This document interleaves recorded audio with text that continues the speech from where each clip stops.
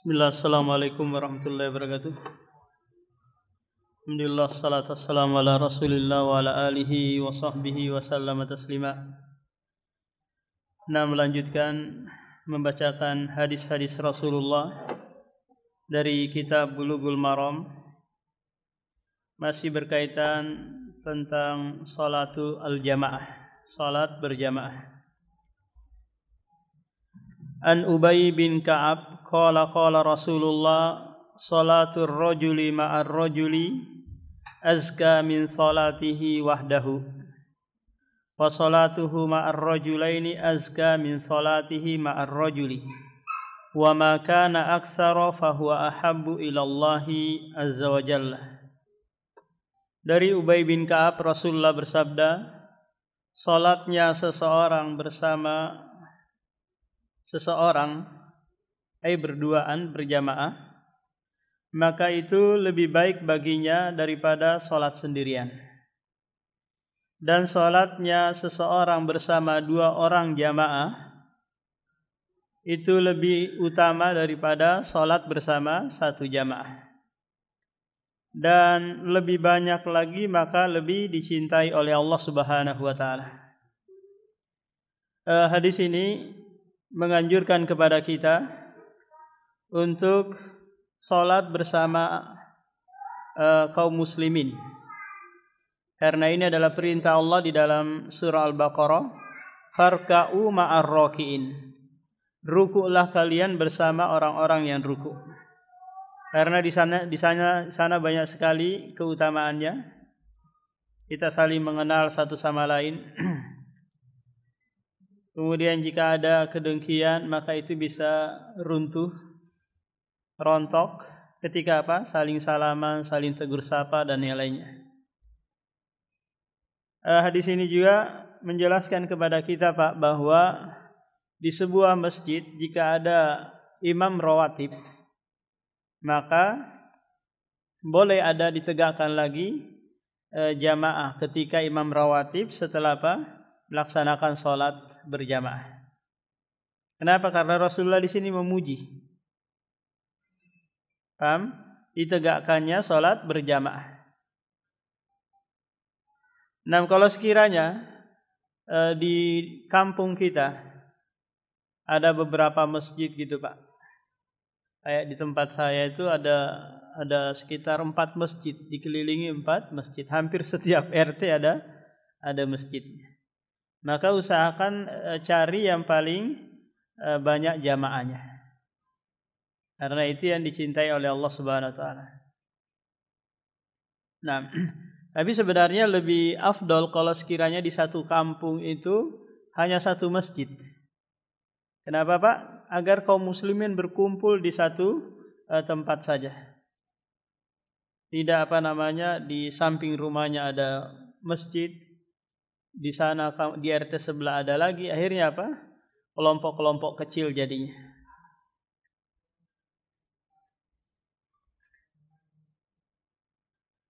Wa an ummi Waraqah radhiyallahu anha anna an-nabiyya amaraha an ta'umma ahla dariha, rawahu Abu Dawud wa sahahahu Ibnu Huzaimah.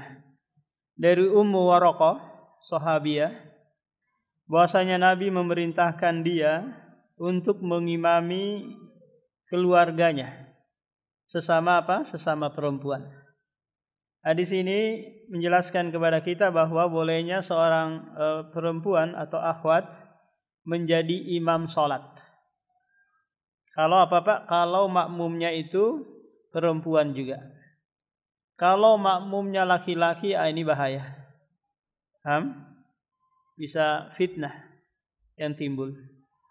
Suaranya, belum lagi kalau suaranya panjang, didayu-dayu, maka ini bahaya. Jadi boleh sesama kaum hawa saja. Dan sebaliknya, imamnya laki-laki, makmumnya perempuan, boleh.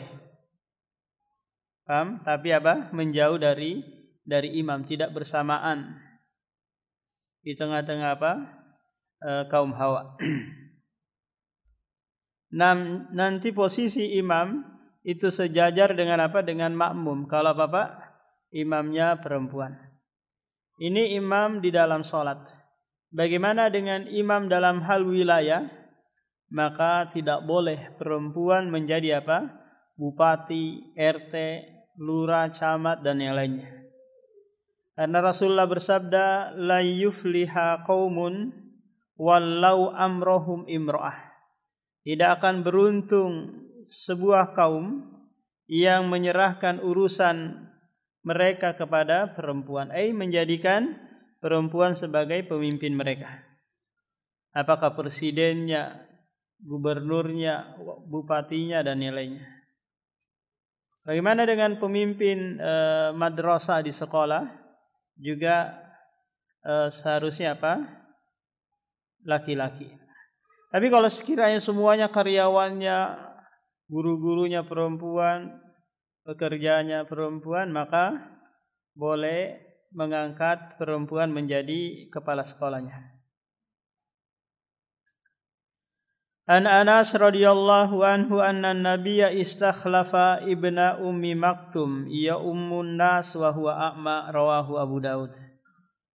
Anas radhiyallahu an menceritakan bahwasanya Nabi pernah meminta Abdullah ibnu Ummi Maktum, dia seorang yang buta Pak, menggantikan dia menjadi imam.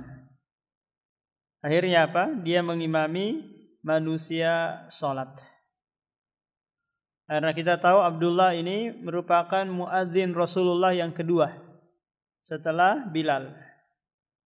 Jadi ketika azan subuh maka Bilal dulu berkumandang. Kemudian setelah itu baru Abdullah ibnu Ummi Maktum, kalau fajar sodik sudah jelas nampak. Jadi imam yang buta maka boleh menjadi apa? Mengimami kita salat. Dan apa Pak? Dan salatnya sah. Apalagi kalau imamnya banyak hafalannya, paham tentang sunnah, maka cacat dia dalam hal matanya itu tidak menghalangi dia menjadi imam. Han Ibnu Umar radhiyallahu anhuma qala qala Rasulullah sallu ala man qala la ilaha illallah wa sallu khalfa man qala la ilaha illallah. Rawahu Daruqutni bi isnadin dhaif. Dari Abdullah bin Umar, Rasulullah bersabda, salatlah kalian di belakang orang yang mengucapkan la ilaha illallah. Berarti apa? Kaum muslimin. Salatlah kalian di belakang orang yang mengucapkan la ilaha illallah. Tapi hadis ini dhaif, lemah. Sudah pernah kita bahas pada pertemuan sebelumnya Pak, bahwa orang yang fasik terkadang boleh dijadikan imam. Tapi imam istilahnya Pak? Imam bukan rawatib gitu. Bukan imam tetap di sebuah masjid. Akan tetapi kayak di mall gitu atau di bandara, kadang kita nggak tahu, ternyata imamnya tatoan, tindikan di telinganya. Maka boleh. Tapi kalau dijadikan imam rawatib, ini yang tidak boleh. An Ali radhiyallahu anhu qala qala Rasulullah idza ata ahadukumus shalah wal imamu ala halin falyasna kama yasnaul imam. Dari Ali bin Abi Thalib berkata Rasulullah, apabila kalian mendatangi salat sementara imam sesuai dengan keadaannya, maka lakukanlah apa yang dilakukan seperti yang dilakukan imam. Berarti ini Pak mengarah kepada mereka yang masbuk.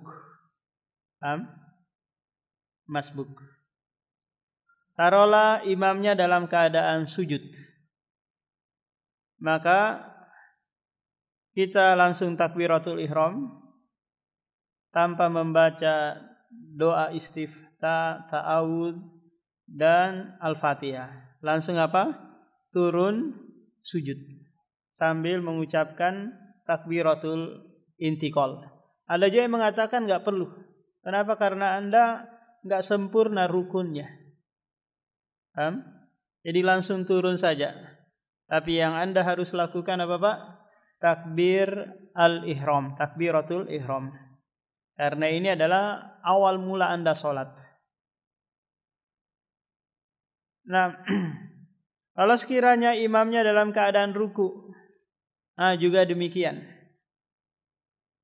Yang jadi masalah, kalau imamnya dalam keadaan berdiri, hampir-hampir mau ruku, kita masuk. Tinggal beberapa menit lagi imamnya mau ruku Pak. Kira-kira apa yang kita baca nih?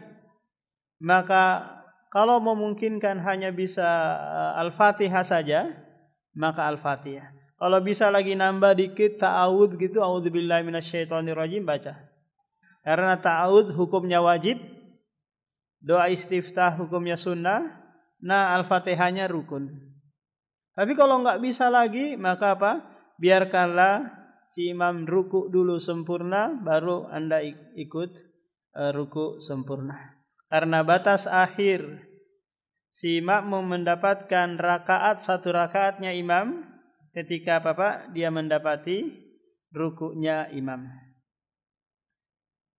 Nah itu beberapa kondisi. Kondisi yang lain lagi Pak, takala Pak. Imam tasyahud akhir. Tasyahud akhir. Kita datang nih, sementara imam tasyahud akhir. Kita sekarang nggak dapat jamaah nih. Kalau kita mau ikut apa? Mau ikut imam. Paham Pak? Mungkin kita tunggu yang masbuk yang lain, barangkali ada yang masbuk. Agar apa? Agar kita dapat sholat berjamaah. Atau udah tunggu selesai aja sudah. Nanti ada yang yang sholat lagi, sholat sunnah, atau saya langsung ngajukan, ya bisa nggak kamu jadi imam saya apa? Makmumnya. Agar apa? Agar dia dapat keutamaan berjamaah. Tapi kalau dia mau langsung juga duduk tasyahud, konsekuensinya apa Pak? Dia nggak dapat sholat berjamaah.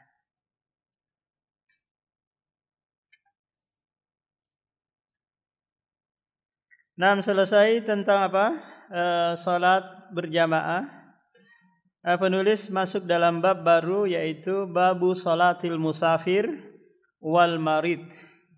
Salatnya orang yang sedang safar dan orang yang sakit. Jadi al-musafir nanti akan dipaparkan hadisnya Pak. Kapan seseorang itu dianggap safar? Apakah dia keluar dari kampungnya sejauh jarak 80 kilo atau 3 mil atau 4 burd baru dianggap safar? Ataukah nanti pokoknya dia keluar dan penduduk kampungnya menganggap itu safar, maka ya sudah dianggap safar dan dia boleh mengqashar dan tidak berpuasa. Jadi orang yang sedang safar merupakan sebab dia mendapatkan apa Pak? Rukhsah, keringanan di dalam syariat kita. Jadi banyak sekali sebab-sebab datangnya keringanan, di antaranya adalah safar. Kenapa demikian? Karena safar itu adalah qit'atun minal adab. Bagian dari apa? Dari siksaan. Belum lagi kalau safarnya orang-orang dulu. Ya apa? Ya mereka berjalan kaki beratus-ratus kilo. Atau naik kendaraannya pun menyiksa dirinya. Goyang sana, goyang sini. Kalau naik onta Pak. Naik kuda juga demikian. Apalagi naik keledai atau bigol gitu. Paham? Jadi lelah, capek. Maka di antara bentuk rahmat syariat memberikan apa Pak? Keringanan bagi mereka yang sedang safar. Lantas bagaimana dengan apa? Dengan safar saat ini, yang semua perjalanan safar kita ditempuh dengan mudah. Naik pesawat, yang dulu ditempuh berbulan-bulan, sekarang hanya beberapa jam saja. Apakah tetap ada keringanan? Maka jawabannya iya. Karena keringanan itu datang karena sebab safarnya, bukan sebab apa Pak? Masyakkonya, kesulitannya. Karena kalau sebab kesulitan, ketika kesulitan itu enggak ada, maka enggak ada pula apa? Rukhsahnya. An Aisyah radhiyallahu anha qalat awwalu ma furidat as-salatu raka'ataini fa ukirat salatus safari wa utimmat salatul hadari. Aisyah radhiyallahu an menceritakan kepada kita bahwa awal diwajibkannya salat itu 2 rakaat. Dua rakaat. Asar 2 rakaat, duhur 2 rakaat, isya 2 rakaat, subuh 2 rakaat. Kecuali maghrib nanti. Maghrib tetap 3 rakaat karena dia witir di siang hari. Witir apa? Witir untuk siang hari. Faukirat salatus safar. Maka 2 rakaat tadi tetap diberlakukan di saat apa? Di saat safar. Wa utimmat lalu disempurnakan di saat apa? Di saat mukim atau hadar. Kenapa? Karena nanti ketika Rasulullah hijrah ke Madinah baru ditambah. Yang tadinya 2, kemudian ditambah lagi 2 menjadi 4. 4 rakaat. Walil Bukhari summa hajarah. Dalam riwayat Bukhari, kemudian Rasulullah berhijrah ke Madinah bersama Abu Bakar radhiyallahu an. Fafuridat arba'ah. Lantas diwajibkan 4 rakaat lagi. Yaitu apa Pak? Duhur, asar dan salat isya. Wa ukirat salatus safari alal awal. Dan salat di saat safar masih tetap 2 rakaat sebagaimana yang pertama. Riwayat yang lain illal maghrib, kecuali maghrib. Fa innaha witrun nahar, karena dia adalah witir di siang hari. Wa illa subhi, karena kecuali juga salat subuh. Karena salat subuh itu bacaannya panjang. Rasulullah kalau di salat subuh kadang dia membaca 60 ayat hingga 100 ayat.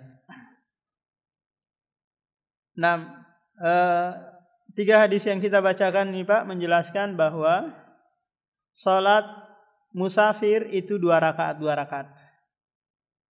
Hanya saja para ulama nanti berselisih apakah hal ini wajib ataukah ini sunnah ataukah ini diberikan pilihan, silahkan mau melakukan ataukah tidak. Pak?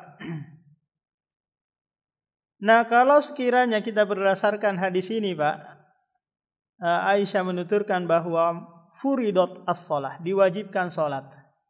Maka memberikan isyarat kepada kita bahwa orang yang safar itu wajib qashar. Wajib qashar. Kenapa? Karena ini adalah azimah, bukan rukhsah. Pak? Ini adalah azimah, ketetapan yang tidak berubah. Meskipun berubah di saat Rasulullah hijrah ke Madinah. Paham ini? Nah, pendapat yang kedua yang menganggap bahwa qashar itu hukumnya sunnah. Hukumnya apa Pak? Hukumnya sunnah. Berdasarkan firman Allah di surah An-Nisa ayat 101. Allah berfirman, "Falaisa 'alaikum junahun an taqsuru minas salati in khiftum ay yaftinakumul ladzina kafaru." Tidak ada dosa bagi kalian mengqashar salat jika kalian takut diganggu oleh orang-orang kafir. Di sini Allah mengatakan tidak ada dosa. Berarti apa? Kalau dikerjakan tidak ada dosa, tidak dikerjakan juga tidak berdosa. Paham? Tapi terikat dengan apa? In khiftum, jika kalian takut diganggu oleh orang-orang kafir. Akhirnya Umar bin Khattab memahami pemahaman kebalikan dari ayat ini, Pak, bahwa jika kita aman, tidak ada lagi orang kafir yang mengganggu, maka tidak boleh qasar. Akhirnya pemahaman ini dia bawa kepada Rasulullah, dia tanyakan Rasulullah, lantas Rasulullah mengatakan, qasar itu adalah sedekah. Tasaddaqallahu biha alaikum faqbalu shadaqatahu. Itu adalah sedekah dari Allah untuk kalian, maka terimalah sedekah Allah Subhanahu wa taala. Sedekah itu, Pak, adalah sesuatu yang dikeluarkan dalam rangka mencari pahala, kan? Kadang orang yang kita berikan mau menerima, kadang juga tidak mau menerima, kan? Menunjukkan bahwa apa? Bahwa qasar itu hukumnya sunnah. Pendapat yang ketiga, bahwa si musafir ini diberikan pilihan mau mengqasar ataukah tidak. Mau mengqasar ataukah tidak. Silahkan diberikan apa? Pilihan. Tapi tentu ada beberapa ketentuan di sana. Yang pertama, kalau sekiranya dia tidak punya utang sholat di saat dia mukim. Contoh gini, Pak. Dia di jam 1. Paham? Ada kewajiban sholat duhur. Paham? Berangkat dia ke Jakarta. Kemudian tiba di Jakarta taruhlah jam 4. Sudah masuk waktu asar. Maka apa? Atau ada sesuatu yang dia lupa dari sholat gitu, yang dia belum kerjakan. Maka apa? Maka dia wajib menyempurnakan. Atau kondisi yang kedua, dia sholat di belakang imam yang mukim. Maka dia juga apa, Pak? Harus menyempurnakannya.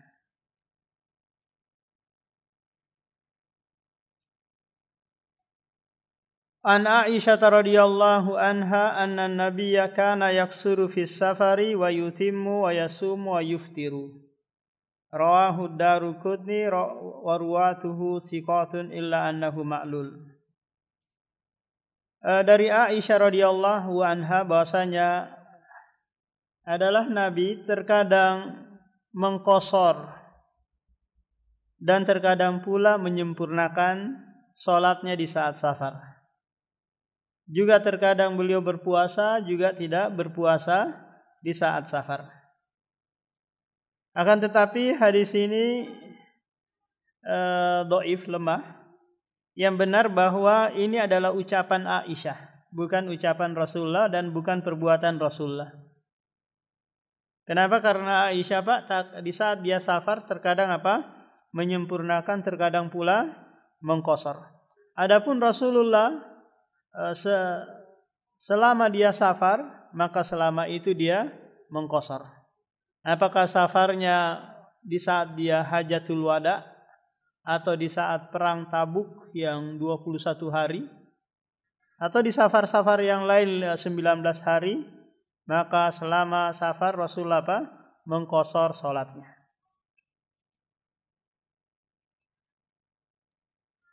Wa an Ibnu Umar radhiyallahu anhuma qala Rasulullah innallaha yuhibbu an tu'ta rukhasahu kama yakrahu an tu'ta ma'siyatahu. Dari Abdullah bin Umar berkata, Rasulullah bersabda, sesungguhnya Allah senang jika kalian mengambil rukhsah, keringanan dari Allah. Itu berupa apa, Pak? Mengqasar salat. Maka penggalan hadis ini menganjurkan kepada kita untuk mengqasar salat di saat safar. Nah, kita tahu, Pak, dia mungkin di saat kita haji atau umrah gitu ya, di mana salat di Masjidil Haram itu 100.000 kali dibandingkan salat di Masjid BDI. Paham? 100.000 kali kita sholat maghrib di sini, 1 kali sholat maghrib di Masjidil Haram baru setara. Kira-kira Pak, 100.000 kali itu berapa tahun itu? Taruhlah 365 ya. Dalam setahun kan? Berarti 365 kali sholat. Kali 10 tahun baru 3.650. Kali 100 tahun baru berapa? Enggak ya. Sekitar 30 tahun Pak ya. Iya kah? 3.650. Coba kalkulator dulu. Berapa itu? 100.000 bagi 365.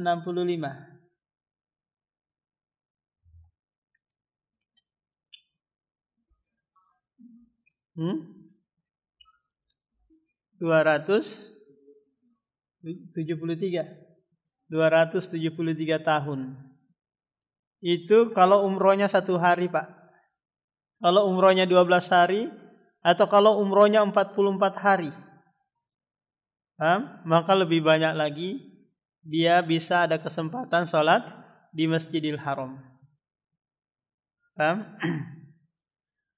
Isya dia kerjakan 4 rakaat.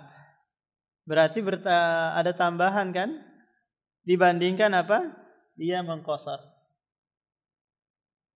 Belum lagi jumlah jamaah yang banyak. Maka sangat disayangkan kalau sekiranya Bapak dia mengqashar salat dan enggak mungkin dia qashar salat. Paham? Karena dia harus menyempurnakan. Karena dia di belakang imam yang mukim. Atau udah saya enggak salat sendiri aja. Mau pulang ke hotel gitu, mau tidur. Paham? Ya terserah. Berarti apa? Banyak yang luput darinya keutamaan. Di Masjid Nabawi 1000 kali dibandingkan sholat di masjid-masjid yang lain kecuali Masjid Al-Haram. Masjidil Aqsa 500 kali, setengahnya Masjid Nabawi.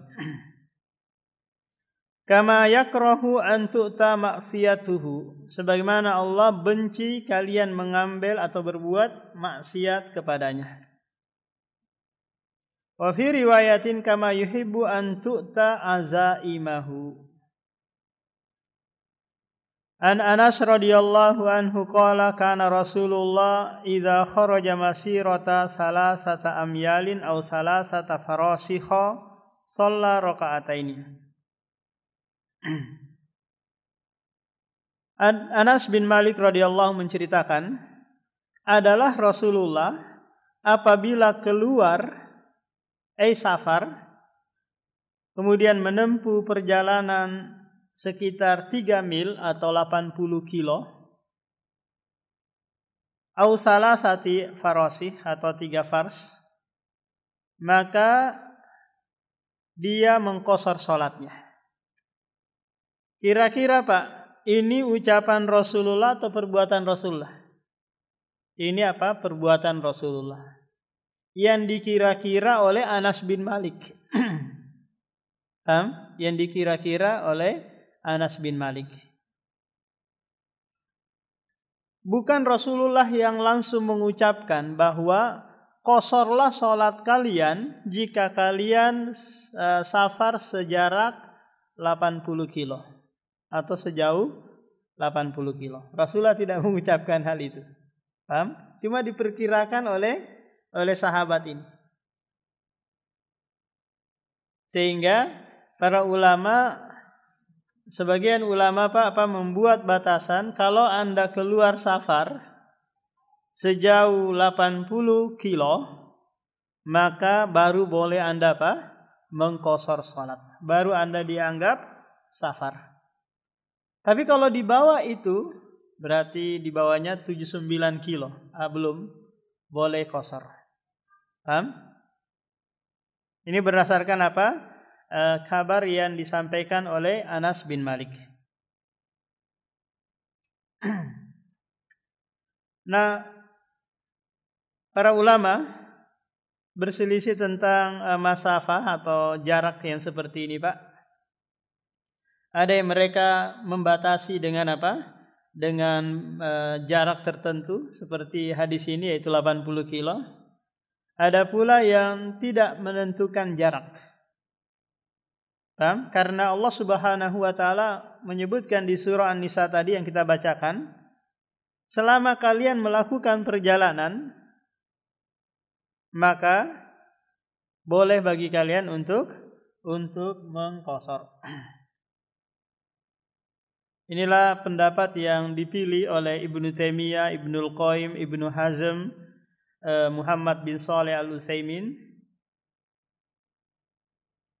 tentang apa? Tentang hal ini, Pak, bahwa safar itu tidak ada jaraknya. Batasan apa? Batasan jaraknya. Selama penduduk kampung Anda menganggap bahwa itu adalah safar, ya sudah, Anda boleh mengqasar salat di sana. Warga Balikpapan kira-kira, Pak, ke Samboja dianggap safar atau enggak? Hah? Pak Maulana, dianggap safar enggak? Ke Samboja. Kira-kira Samboja masuk Samboja kilo berapa itu? 24 ya? 22, 23. Nah, keluar taruhlah batas Balikpapan kilo 22. Masuk kilo 23, ini Samboja. Kira-kira ke kilo 23 ini safar atau enggak? Orang Balikpapan menganggap safar enggak, Pak? Belum ya? Samarinda baru dianggap safar. Kalau ke Penajam, IKN, safar atau enggak? Enggak, Penajam dulunya adalah Balikpapan seberang. Masih dalam lingkup apa? Balikpapan. Nah, kapan penduduk kampung menganggap safar? Itulah safar. Tanpa apa? Ada batas jarak.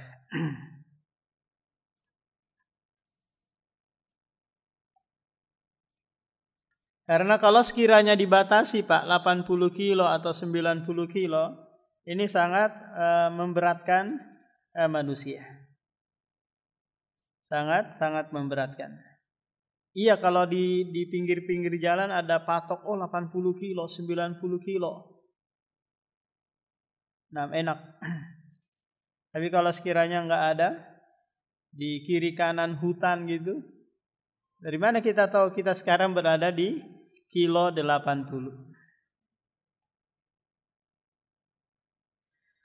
Anas radhiyallahu anhu qala kharajna ma'a Rasulillah minal Madinah ila Makkah.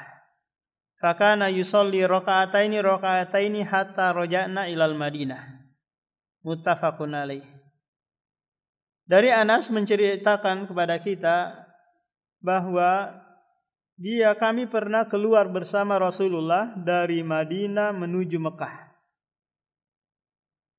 Mungkin ini ketika Hajatul Wada atau ketika perjanjian Hudaybiyah. Lalu Rasulullah sholat 2 rakaat hingga kami pulang ke Madinah. Berarti apa? Selama safarnya Rasulullah, maka selama itu pula dia mengqasar sholat.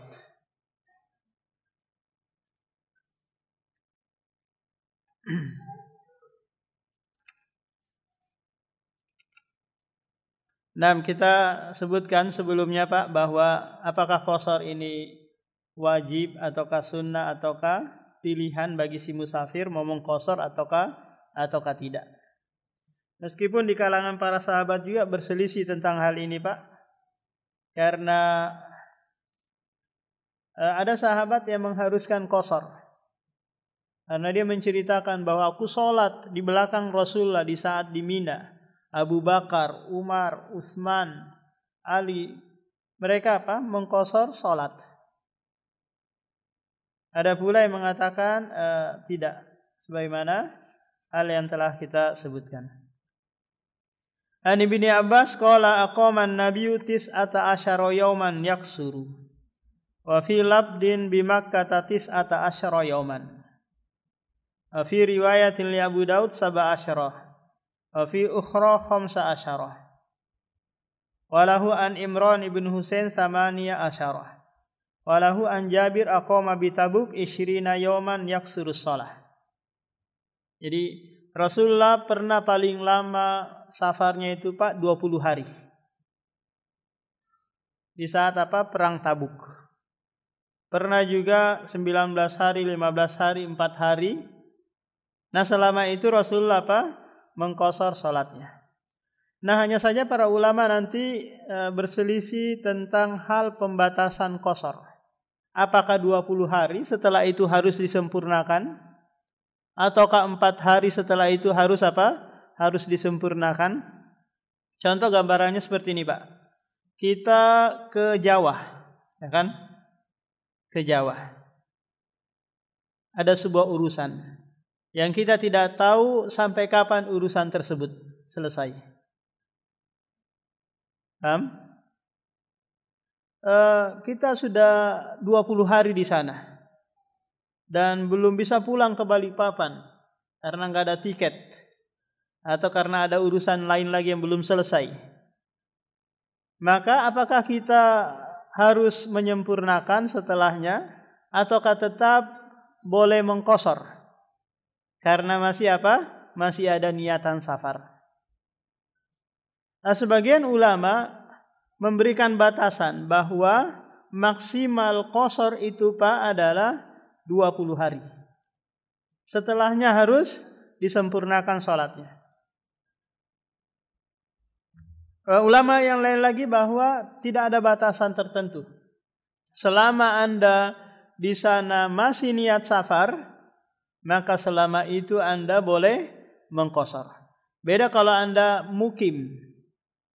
Paham? Tadinya di Balikpapan mukimnya safar karena ketemu janda Palestina di Jawa, akhirnya apa? Nikah dan tinggal di sana.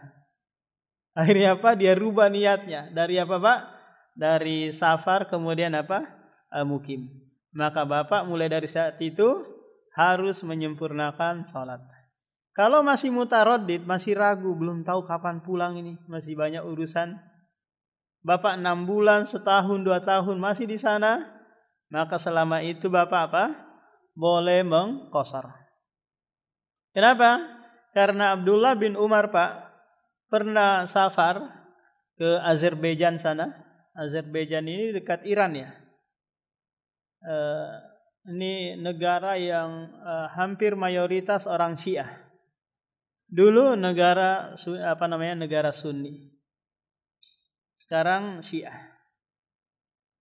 Safar ke sana, qadarullah dia terjebak salju dan tidak bisa keluar. Akhirnya selama 6 bulan di sana beliau mengqashar salat. Lantas bagaimana dengan hadis-hadis Rasulullah yang menyebutkan 19 hari, kemudian 20 hari, 4 hari dan seterusnya? Karena Rasulullah di sana ya selama itu saja. Kalau sekiranya makin lama lagi pasti akan apa? Makin dia qashar lagi salatnya.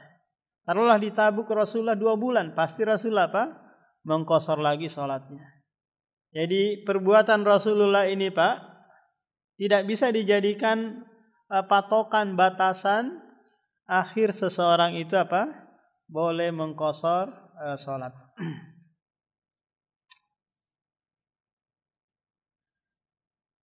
An Anas radhiyallahu an kana Rasulullah idza tahala qabla an taziga syamsu akhara dhuhra ila waqtil asri thumma nazala fajama'a bainahuma fa in zaghatis syamsu qabla ayyartahila shalla dhuhra thumma raqiba muttafaqun alaih. Dari Anas menceritakan adalah Rasulullah apabila irtahala melakukan perjalanan sebelum tergelincir matahari, yaitu belum masuk waktu duhur, maka dia mengakhirkan waktu duhur hingga masuk waktu asar. Berarti apa ini Pak? Ini jamak takhir, di mana duhurnya dikerjakan di waktu asar. Tsumma nazala, kemudian Rasulullah turun dari kendaraannya. Karena memang tidak boleh sholat di atas kendaraan, sholat wajib. Apakah itu di atas pesawat, di atas mobil, di atas kapal. Nggak boleh sholat apa? Di atas kendaraan. Iya, kalau Bapak memungkinkan turun. Jadi masalah kalau di atas pesawat. Kan nggak bisa, Pak pilot singgah dulu sebentar mau sholat. Nggak bisa. Mau nggak mau apa? Harus sholat di atas pesawat. Nah kalau sekiranya memungkinkan perjalanan kita mengambil 2 waktu dan sampai di tempat atau di bandara masih ada waktu, maka kita sholat di bandara tersebut. Fa in zaghatis syamsu, apabila matahari sudah tergelincir, sudah masuk waktu duhur, sebelum berangkat, maka Rasulullah sholat duhur, kemudian naik kendaraannya. Paham? Naik kendaraannya. Nah di sini Rasulullah tidak diceritakan apakah dia mengqashar ataukah tidak. Dan jelasnya apa? Rasulullah salat duhur. Di sini menjelaskan kepada kita Pak, bolehnya menjamak salat. Di saat apa? Di saat safar ataukah di saat mukim? Karena jamak itu adalah hajiyah, kebutuhan yang tidak terikat dengan safar. Paham Pak? Orang mukim nanti boleh apa? Boleh menjamak sholatnya di kondisi-kondisi tertentu. Seperti apa? Seperti hujan lebat mungkin, atau ada badai, atau ada pekerjaan yang tidak bisa ditinggal. Kalau ditinggal ada mudarat, maka apa? Dia boleh menjamak salatnya. Di sini jamak takhir. Di riwayat yang lain Rasulullah pernah menjamak takdim ketika Rasulullah juga meninggalkan Arafah menuju Muzdalifah di malam tanggal 10 Dzulhijjah. Maka Rasulullah menjamak takhir salat maghribnya di mana Pak? Di Muzdalifah. Tidak dikerjakan di Arafah. Nah, selesai Pak, masuk waktu. Ada yang bertanyakan? Sebelum kita tutup.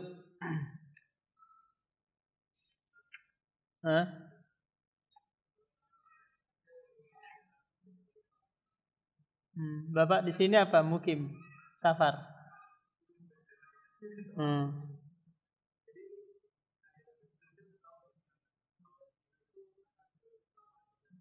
Iya.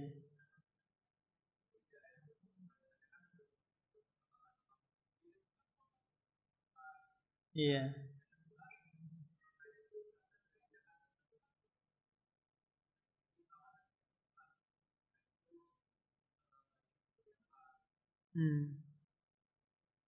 Bapak seorang pegawai yang diutus perusahaan kerja di Balikpapan selama 15 hari.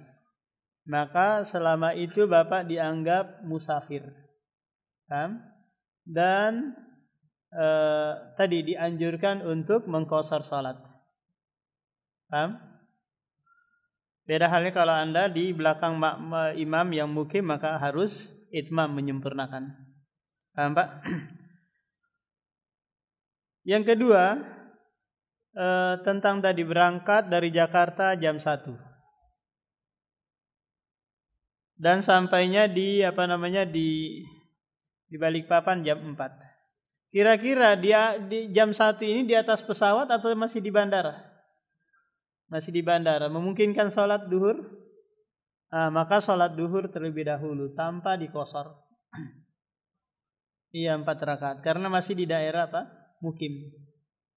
Beda kalau sekiranya Bapak daerahnya tempat tinggalnya di Bandung. Jakarta sudah masuk daerah safarnya.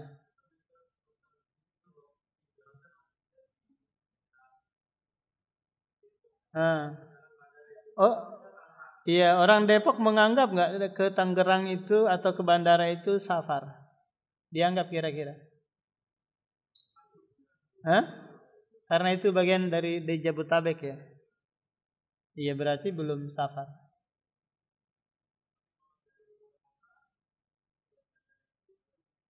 Iya, baru Anda boleh apa? Mengqasarkan. Paham, Pak? Nah, kalau Bapak sudah sudah di atas pesawat terus masuk waktu duhur, paham? Maka Bapak tidak kerjakan sholat duhurnya di atas pesawat karena sampai di Balikpapan masih ada waktu asar. Enggak, nanti dikosor di jamak takhir. Duhurnya dikerjakan 2 rakaat di waktu asar dan setelah itu sholat asar lagi 2 rakaat. Nah, beda kalau sekiranya qadarullah nih, pesawatnya muter-muter di atas sampainya maghrib di landasan, paham? Baru turun waktu maghrib, maka Anda kerjakan duhur dan asarnya di atas pesawat. Paham? Karena mau nggak mau nih, karena lewat 2 waktu. Nah, demikian subhanakallahumma wa bihamdika asyhadu an la ilaha illa anta astaghfiruka